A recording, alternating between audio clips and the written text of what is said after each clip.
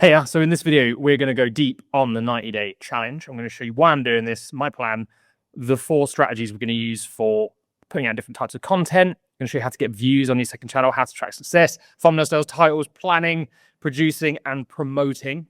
Let's start with who should do this. Do not do this unless you're getting thousands of views per video. Not 1,000 unless you're in a small niche. Do not do this if you've got less than 10,000 subscribers.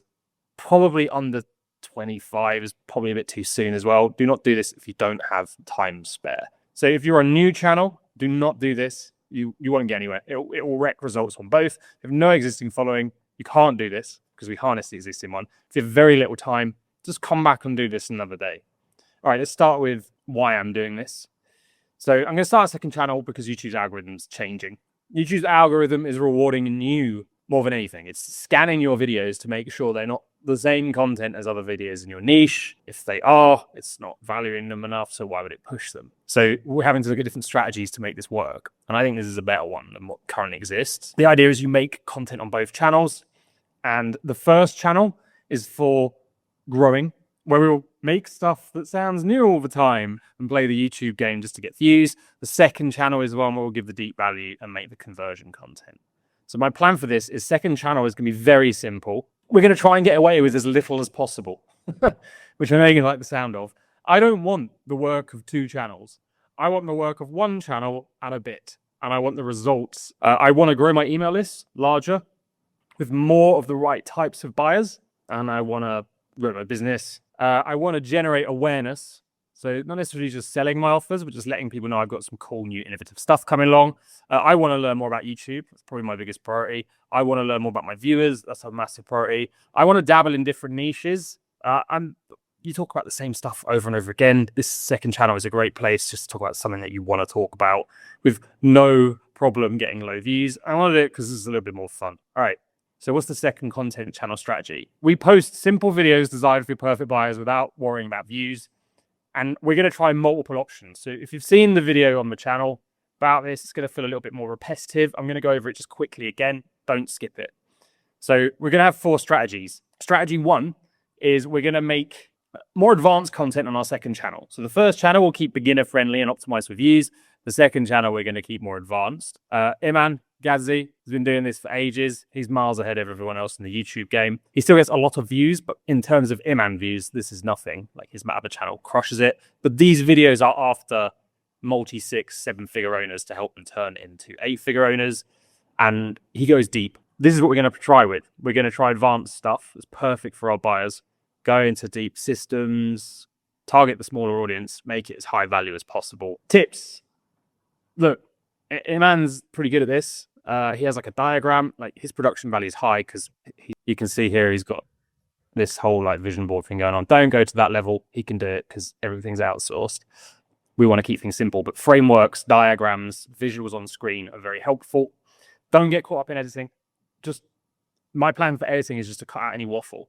So just then, you may or may not know this, I had to go through his channel and I couldn't find the example. The screen was recording, so of course I cut it out. I'm not going to leave that in. I don't want to waste your time with me looking for stuff. Strategy 2 on the channel is the fan content. I think this is going to be the thing that most people actually enjoy making.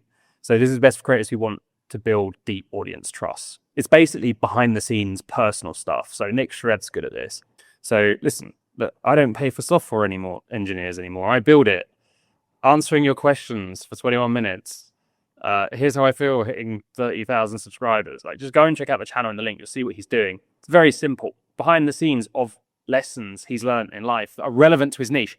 If you're teaching people how to knit, don't go and suddenly give some sort of life advice about how to get more dates. Like, it's not that. It still needs to be relevant to your niche. And you can give personal thoughts on current events, news, personal projects, wins, failures. Again, keep the editing light. You can screen share like I'm doing right now. Keep the videos short, I think, here, 4 to 5 minutes. I'm going to do a lot of these. Strategy 3, this is still important on the second channel, news and commentary. So if you want to raise your sort of thought leadership, reacting to current events and news in the niche is going to do that. So Neil and Eric Sue, sorry. They've been doing their podcast for years. Super simple. Just these guys chatting. But it goes through the stuff they're learning. in their niche in the news. So to give you an example of something you could do is if you go on social media, LinkedIn, X, Instagram, and you see a post where someone is making a point about change, that can be news. You can react to that. And sometimes that content's actually pretty interesting, just breaking down tweets and stuff like that. But go check out their channel, see what they're doing. These guys have teamed up. You may not have noticed, Nick Shrev and AI Jack started a podcast together now, which is pretty cool. Because both of these are very big in the AI space, probably the most well-known. And they've just teamed up to talk about all different things. So I kind of like that. You could potentially, if you've got someone else who's in a similar niche, like it's not a bad idea to do this. Okay, so if you're doing strategy 3, it's basically about what's going on now. So strategy 2 is what's going on with me. Strategy 3 is what's going on with the industry. Strategy 4, I'm calling this content clipping and Q&A. I should probably make 2 strategies here. But this is best for creators serving busy people. So the idea is you just go in and you cut out clips from your longer form content, live streams, podcasts you've been on, and do what Hormozi does. We're going to go deeper on this in a second because I just realized he's doing something else the other day, which is going to be amazing for sales. But look, it's him on stage. He's smashing out clips. The views are abysmal for his standards, but that is not the goal for this channel at all. I reckon this will make him a ton. We're going after very specific problems, Q&A questions, titles that basically just say exactly what the video is about. There's almost no strategy for this other than just throw stuff up. But I'll show you why this is quite smart in a sec. The other thing is just Q&A videos. So a lot of my content isn't actually that clippable. So I'm probably just going to say to people on my main channel on the community wall, send me some questions, I'll just answer them. And I might just make one video answering one question that's specific to a buyer problem I have. So that's the idea there. We'll go back to Hormozi in a minute because he's doing something sneaky. Keep things minimal. Thumbnails on that, actually, let's come back to that. All right, so how are we going to get views on this second channel? Don't go, just delete the 1 to 10 board. We don't care about that at all. We don't want you crying over a 10 out of 10 on 2 channels. It's too much pain. So the collab feature. I'm not going to do a tutorial on how to use this. You've got Google, you can check it out. Basically, collab between your 2 channels. So look, Hormozi's doing it all the time. You'll know when they're doing it because you'll see here, look, Alex Hormozi and Tony Robbins. It basically just puts a link to the other channel in here. So if you want to grow your second channel, collab with your other channel every now and then. Method 2, make an announcement, make a promo on your channel saying why this exists, who's it for, who should not watch it, link to it, don't put anything else. That's it. You only need to do one of them really. The next is end screen funnels. So if you've got a video on channel 1 and you've got a video on channel 2 that goes deeper, just say at the end, by the way, if you want to go deeper, advanced, next level on this thing, check this out. I'm going to blow you away with stuff that most people aren't even ready for to sort of organically promote. Don't worry, it won't slow down the growth on channel 1. YouTube just wants session times. If it increases the session times, both will grow together. Method 4, the community wall. For those of you who don't use the community wall, and I haven't for a while because I just haven't had the time, but I should do because it's amazing at getting a message out.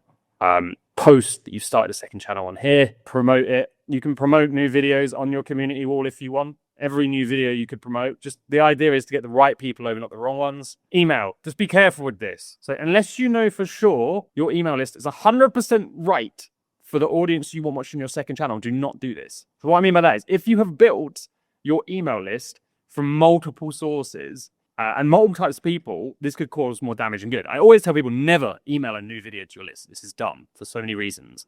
But because we're not actually trying to grow this channel in the traditional method, I'm willing to take the risk here, but I still wouldn't do it if you think your email list is made up of 2 different people. It will basically blast loads of people with different watch histories to your channel, and YouTube will go, hang on a sec, who the heck is this channel for? So I'd recommend if you're going to email your video, send it to your list after it's 7 days old. But I'm totally honest, I've sent emails, but if I'm honest, I've sent emails to 25,000 people before, asking them to watch a video, and I got 6 views. Now it's more than that, 300. But not that many people want to watch a video when they are opening an email. They haven't opened their email to watch a video. They've gone there, probably replied to someone. If you're going to do the email strategy, just send them to your channel page, not the URL. This is your channel page. So if my new video is here, I say, check out my latest video, and I send them here. This then gets channel page views. We get some viewer data then, whereas an external view doesn't necessarily work in the same way. Method 6 is your email nurture. If you've got an automated email nurture sequence, people sign up to your list. You can automate this to introduce them to your second channel straight away. Hey, did you know I've got this super deep dive second channel? Check it out. Get people over that way. The next method is the lead magnet. So Leon Hendricks, for those of you who don't know him, has actually he's been pretty smart about this. He said, I want a mass market channel and then a super niche one. And he's going to use his super niche one as a lead magnet. So the idea is you have to sign up to find it, and then he'll send you the link to the channel. So it specifically says on his sign up page who this is for, like 7-figure business owners with this problem. If you want that channel, I'll send it to you. Pretty cool. I like that. So there's loads of different ways. We're going to do this manually, but it's all about getting the right viewers over. How to track success. This is very important. If you don't track this, it's a complete waste of your time. So the goal is this. We want to get to the end of 90 days and establish, is this worth doing? Ongoing. If it is, and I think for some people this could be an absolute goldmine and a much better way to do YouTube long term, then we need to make sure we know it is, not be guessing. If we're guessing, we might end up putting effort into 2 channels and actually one was fine. So on channel 2, we need to track email signups from every video so we can see, because you've got to bear in mind that the people on channel 2 watching, we want them to get them into your funnel because they're going to be the perfect fit for your offer, whereas the main channel might not be. We want to look at sales generated from every email. We want to look at calls booked from every video. We want to look at revenue per view, because if you don't know what revenue per view is this, right? So look, this video, 3,000 views, $13 per view. When we have a high dollar per view, what it means is, this one's really high. It means that the viewers who watched it and then clicked the link were more in line with our offer. So this is what this whole second channel is about. It's actually about creating a high dollar per view, not high views. You can see my highest dollar per views. None of them, that one's got 36,000 views, but some of them are under 10K. It's $3 a view. It's pretty impressive. So we want to know that number because that's the whole thing we're going to base this by. Link clicks per view as well. So clicks per view, right? You can see here, look, 13% of viewers clicked on that link. That's insane. It's super high, super targeted traffic. The industry standard is below 1%, 8. So when we see these metrics are high, these are business metrics that matter, and it's the whole point of a second channel. You also want to track on channel 1 the same things, if you can, right? Email signups for every video, sales generated, calls booked. Because what we want to look at is, if you look at channel 1 at the end of this and go, do you know what? That was actually making me more money. The views were higher. Maybe the dollar per view was less, but I was still making more. Then maybe it just makes more sense to put all the content on this channel. If you look at it and you go, wow, this generates me no business at all, and this one's generating it all, you've found the strategy that works for you long term. So I know my baseline metrics for channel 1 and what it can do. What I want to know is, can channel 2 do even better? So if we can establish this is what's going to help work out the system. You can do this without RevTrack, maybe. So look, we built RevTrack to do this. If you want a 40% off discount for 90 days, just click the link in here. So otherwise, tracking if you don't want to sign up. Not sure how else you can do it. It would just be more an educated guess. That's on you. So the next thing is thumbnail styles. So we cannot be spending forever making thumbnails. Many of you watching this, hopefully, are more professional YouTubers. So you know the importance of thumbnails and titles, and that really, without decent ones, you ain't getting any views. But we're not trying to get views here. So look at Hormozi's second channel. They're just, to be honest, I think they're automated stills.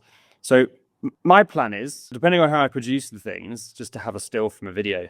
I might do some text. I might come up with a template. We'll go into that in a second. But just keep them simple. We don't want the effort going into these things like your other channel to start. We start to see that this grows your business. That is a completely different game. So make one image. I don't know if I'm going to split tests on this channel. I might, but to start, I'm just going to do one. And I'm going to have image and text, or just image, no text. A few examples. Iman's too slick for this challenge, but he's got the assets to do that. But you can see it's just diagram and him.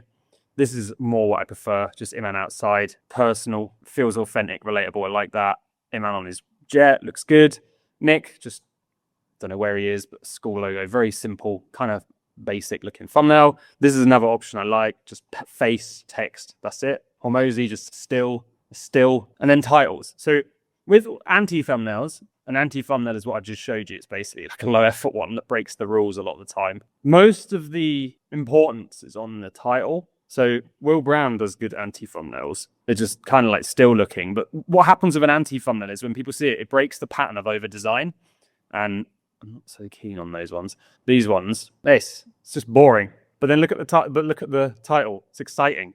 So you kind of just see this image and you're like, huh? And then you see that title and it pulls you in. So the title is really going to carry the weight here. in terms of titles, Will's actually really good for sort of this. Will's this channel would be a good channel for a second channel a lot of the time, this sort of content. But these are some titles I've just been throwing around. This is me so much money, Scrooge McDuck got jealous. The chances of me using that are very slim, but I thought, oh, why not? People are getting worse results on YouTube using AI. It's like a statement. Like, I would never put that on my main channel. I'm just trying to intrigue, see what happens. How in position I made on YouTube in 4 years. Productivity. These channels will make millions thanks to AI. Why growing a personal brand is an awful idea. This sort of stuff, I literally advise people not to make now. But for a second channel, it's good. How I made X in Y time. Behind the scenes of doing this, doing that. Really, I think the thing to be thinking about is contrarian takes, news and trends, and actually whys and hows. But I don't have all the answers yet.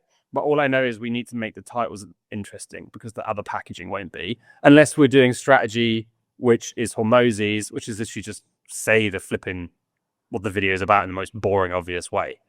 So how I'm going to come up with titles, keep in mind I've been doing this for years. Plan A, I'm going to do no research. I'm just going to come up with a title. First thing that comes to my mind and try it. I want this to be easy. Plan B, if that doesn't work, I'm going to do research. Now, I always do research. So when I'm researching for my main channel, you can see I say all these title ideas, right? I'm also just going to, if I come across anything I think would be good for the second channel, I'm going to start slapping it down here. So how I made $1 million in 37 days, how I instantly get everything bad. It's a video about how I lost 150K recently. So I'm not looking for stuff on my second channel, but sometimes I see something where I think, oh, that would be a good thing to talk about. I slap it down on there. So I'm going to be doing it, but I'm not going to do any separate research for channel 2 at all. Planning channel 2's videos, simple as anything. So I'm going to max probably 3 to 5 points a video unless I'm doing an advanced thing. But right now, I'm maybe not going to do anything that advanced to start. And then I'm just going to get it on bullets on a doc. So it might just look something similar to what you're watching. Google Docs presented like this is too overwhelming. There's way too much stuff going on. I don't like it. I'd probably simplify it down. But I'm going to lean heavily into storytelling, especially the personal stories and frameworks. So that's actually where I'm going to put a lot of the work. So say, for example, I decide that I want to make why I stopped selling on YouTube and made X. I'd probably be looking at, I'm going to simplify that down into a 3-part framework that shows in the actual way. So this is where the time and effort's coming is going to pay off in this sort of content. And then once I've got a really simple plan down, I'm going to stick to it. Do not add anything extra to it whilst you're presenting. This is often the problem. Let's get into that in a second, right? So producing, I'm going to spend max to 3 hours per video. So 3 hours includes the planning, like everything, start to finish, presenting, and then hopefully the edit. I imagine to start, it will be longer, but that's my ultimate goal. If I can do that with this simple content, because if I'm honest, I would usually spend 10 hours planning and writing a video.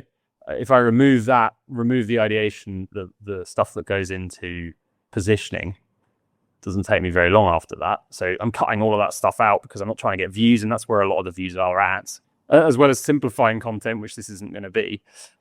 Filming, I don't know what I'm going to do. I've got outcomes. So my dream outcome is what I'm doing now, just me and maybe a screen share. Second dream outcome, Osmo, a little portable camera, just maybe outside or just somewhere with a clip-on mic. Might not even use that. Least favorable outcome is my regular setup. I have to set it up because this is literally my kitchen. So I don't have it up all the time. It doesn't take me very long to set up, but I can't be bothered to do that. So I'm hoping that we can have something simple I can do on the move. Styles. So one style is what I'm doing right now. I'm just using StreamYard and screen recording. It's got me in the, look, if I do this, you can see what's going on behind the scenes, just screen sharing here. And then I've got me. If I want, I can change this stuff. There I am now. Must have the glasses on. How do I get this back? There we are. Super easy StreamYard. Then I'll go back to sharing my screen. Let me just, and that one's iPad. So I've got an iPad, or this isn't an iPad. This is a Remarkable tablet, but I'm going to sync it up and then draw diagrams on it and scribble. And then sync that with the footage. It's a little bit more editing. The other style is just camera footage. Nothing else on top at all, but it depends what you're talking about. Editing, dream outcome, none. That's probably never going to happen with me. The most likely one is deleting waffle.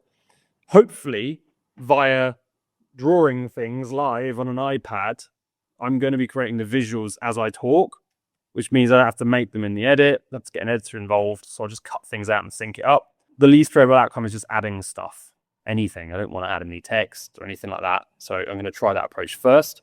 Most important thing is if you do add images, you want to be blacking up claims. Now, these viewers watching you will trust you more, but it's still good to show claims if you say, I did X, I did Y, here's the thing I built, I used to look like this, now I look like this, like show it. Presenting, dream outcome, no script. Second dream outcome, presenting from a framework being a shape, a system, a step-by-step process, just like one visual that you break down. So like I often teach people in triangles. So I might have a framework like this on the top with 3 parts to it. I might label each one, and then the video, I'll just have this on screen the whole time breaking down, maybe drawing on the framework, adding some notes. Least favorable, presenting with a script. Now, I teach everyone to script. I think it's the most important skill in the world. But for this, the whole point is we don't have time. So, and the viewers will tolerate a hell of a lot more because we're not after the cold audience. All right, how to promote these things. So this is cool. I didn't mention this in the video at all. First things first, option 1. This is what Hormozi's doing right now. So what he's doing is he's putting out these videos, super specific, huge amount of volume. And then at the end, he's got this. A minute ad for his lead magnet, his scaling roadmap, which of course is the start of his funnel. It's building a huge email list. So I'm thinking this, record an ad for your lead magnet, for your low ticket, to book a call, straight to high ticket, and do something and just whack it at the end of every video. The whole point of this channel is to convert. So, you know, I was talking about promotion earlier. This is what I think makes a lot of sense. If we're tracking this, we're going to see which is the best one. If we look and go, wow, the lead magnet was amazing, we don't need to sell anything else in the future because as long as we've got their details, we can then build a system to convert, right? Option 2, the stealth promote. So I never really promote my main channel anyway. All I do is I show people what I'm building. So for example, if I make this, I've coded an app that made $96,000 in 40 minutes. I'm going to show them my app, what I've built. I'm not saying buy it or use it, but they're going to see behind the scenes. A lot of people are probably going to go, oh, it looks pretty cool. That's the ad. I also talk about stories, wins, problems that we overcame with clients because they're really useful and they're a great way of educating. So those in turn so they promote. That's all I ever do. And that built a $5 million a year business just doing that. I've never desperately asked people to buy my thing. Ideally, also stealth promotion is when you build a lead magnet that is relevant to the content. So, for example, if I'm saying, this is how I find outliers, I built a little GPT to help me, you can get it free below, and then I show them how to use it. So the lead magnet becomes part of the content, not this like thing where you're like, oh, get my thing below. It doesn't really have that much to do with it, which everyone hates. And then below your videos, just have one link to your offer, one link to your email. If your main goal of the video is email, put that top. If it's promoting your offer, put that top. You can have one link if you want. Don't write anything else. After that, end screens. We want to keep the session going, not for YouTube, but because if we can keep the session going, we're going to warm people up and turn them into fans and buyers. So when you finish your video, I still think you should be thinking what else on my second channel is relevant to a user or a viewer. So you can say, watch this thing next. It's going to help you X, Y, and Z. If you don't have anything because it's the start of a new channel, then what you're going to do is just say subscribe. And then the final thing, which I didn't mention on this sheet, but I'll add, is how to launch a new channel. So in an ideal world, you kind of want 3 videos up straight away. So have them ready. Then when you promote it to your main channel, drive them to the first one that then links back to the next and the next. What this will do is it's going to give YouTube more information than what it would have got from one video. It's going to say, right, when you post your next video, I'll make sure to push people who like clearly enjoyed these ones. And that's how we'll just kickstart the channel, which is kind of cheating. You're likely to find your views are high to start, and as you progress over this, they go down. Don't worry about that. We're only tracking the business matrix. So long as they don't go down to like 1 view, they're getting crazy low, then you need to look at your strategy. But that is it. What I'm going to be doing is I'm going to be updating people throughout. If I learn anything, I'm just going to email it to you. Only the people within the challenge. It might be a video like this. It might just be a simple update. If I learn something I think everyone should pivot to, I'll let you know. At the end of the 90 days, I'll put a video about this on my main channel, breaking everything down anyway. Oh, and also, sorry, how often should you post? I'm going to try for 1 a week.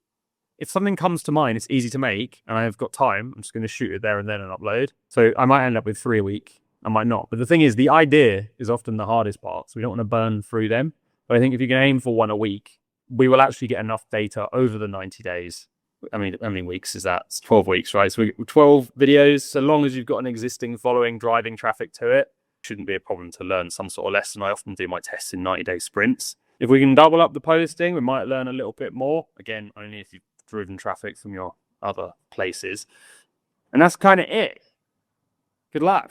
Stay accountable. Don't let this stress you out. Don't chase views. Track stuff. Let's just see what happens and learn together. Yippee-ki-yay.